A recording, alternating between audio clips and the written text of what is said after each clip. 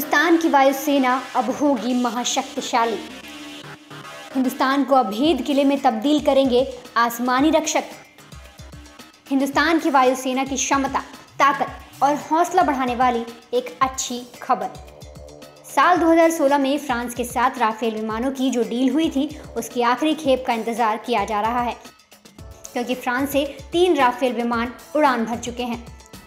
इन 3 विमानों के लैंड होने के साथ ही भारत के पास कुल 29 राफेल विमान होंगे।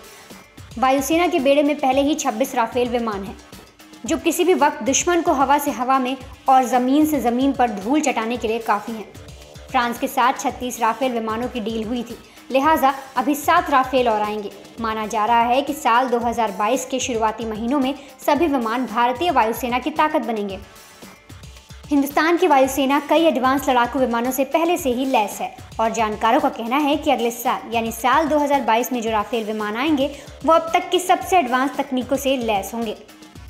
हिंदुस्तान की वायुसेना दुनिया की चौथी सबसे बड़ी वायुसेना है। इंडियन एयरफोर्स में करीब 1,40,000 कर्मचारी काम करते हैं।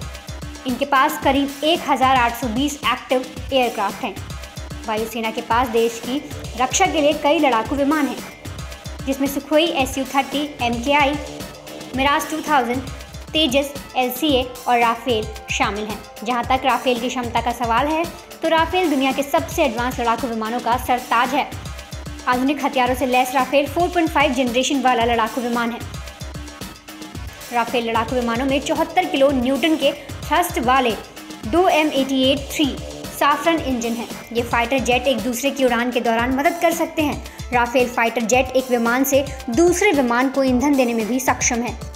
राफेल करीब 2222.6 किलोमीटर प्रति घंटा की रफ्तार और 50,000 फीट की ऊंचाई तक उड़ सकता है।